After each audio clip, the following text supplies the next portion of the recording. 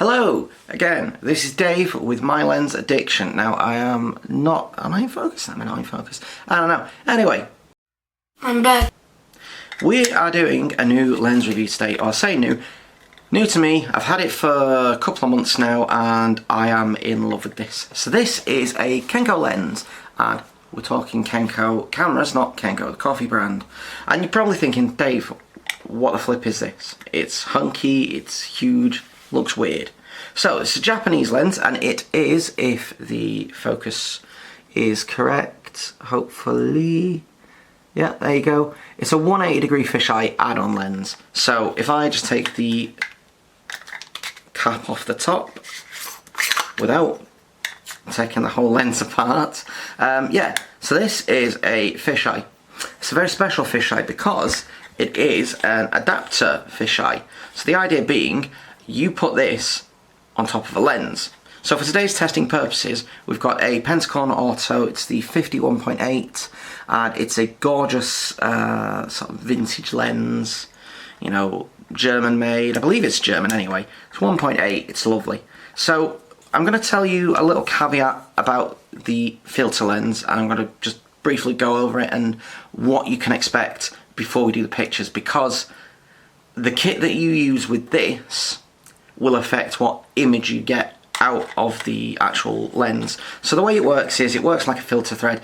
At the moment this is a 52 filter, so I've had to use a step up for this one, which is 49, so 49 to 52.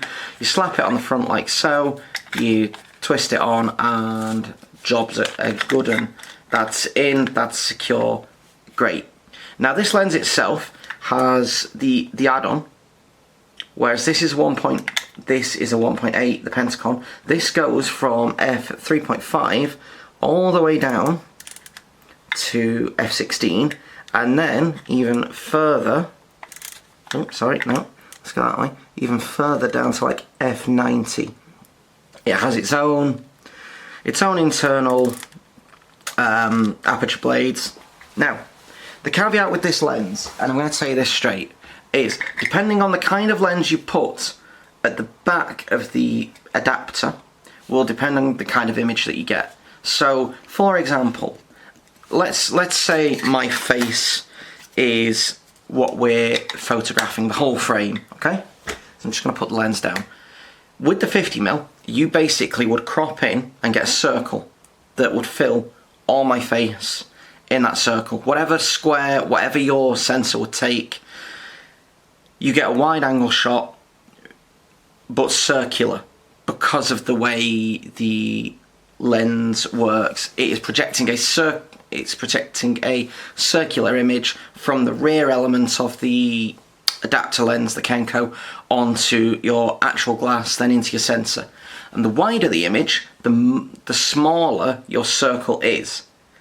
You still get that whole wide effect, but the overall image that you're receiving, because it's a wide picture through a wide view adapter, it kind of doesn't work. You get more black space than white space, than actual image. And I'll show you these in the images that I've taken.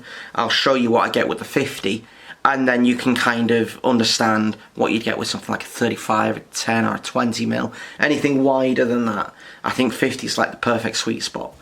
But if you do use a different lens, let's say you pull out an 85mm, a 58, etc., you get more of the traditional fisheye, the curve, the bowing of your image. Obviously it's less circular, but again, it really depends on what lens you use. The more you punch in, the more of the curve you're going to see, but less of the circular, the 180.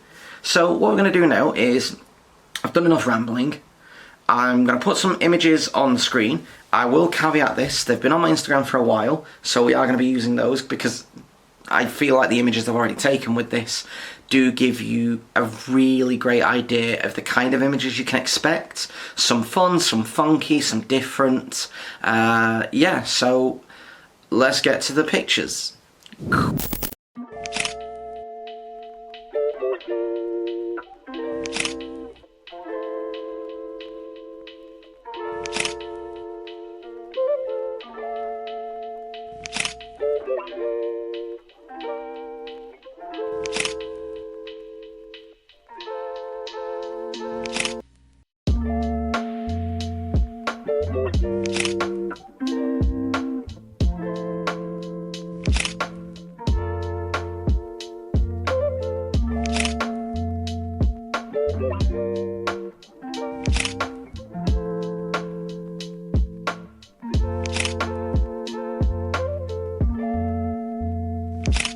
Alright,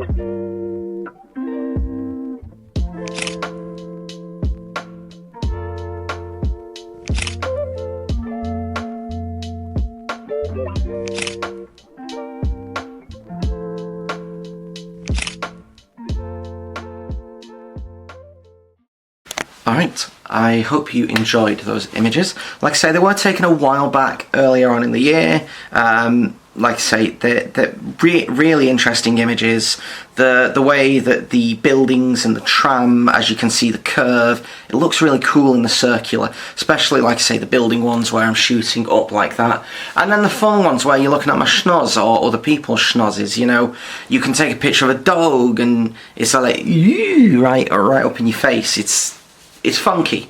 So I'm going to tell you how much I paid for this, because there's a little. I don't want to say anything wrong against this creator, but I do think where he got his from and the price is way overpriced. So, a gentleman called, I think it's Mateus Stern. He does weird vintage lenses. Really great creator, and I encourage you watch some of his stuff. But where he had this lens, I believe I saw on his website about fisheye lenses, he'd marked this as 150 quid. Now, bear in mind, this video is not sponsored in any way, shape or form. It is, however, bought from a service that does sponsor videos. So if you are interested in sponsoring me, please do. I have an addiction. It's called My Lens Addiction. No, so I got this through the service Sendico. There is also other services such as Buy, and they're all pretty similar. You know, they're proxy sites that allow you to purchase things from Japan, from places like what was Yahoo Auctions, now is JD Direct, Shop Japan. You've got various other different services like Makai, Rakuten, Amazon Japan, and it's great because you can get some Japanese exclusive things sent to their address and then shipped to you when you're ready to sort of cash out and pay for the shipping for however many items you've got. And I paid for this one in particular, it came with all of what you see here, apart from obviously the Pentagon, and the carry case, the leather pouch. I paid about 10 quid. Mateus, I think, had it at 150 on his webpage. Obviously not to buy, but what he paid, and I think that's overpriced, if I'm being completely honest. Obviously the condition of his is better, but you can find these second hand a dime a dozen over there, and you can pay what, anywhere from 5. Obviously again they're second hand, so the condition is what it is, but this copy specifically that I have here is in immaculate shape. Like, there's no markings at all on the front, on the element. It's beautiful. But yeah, so I paid only, what, 5 quid for mine, 5-10 quid, and you know what, I cannot argue. It's so much fun.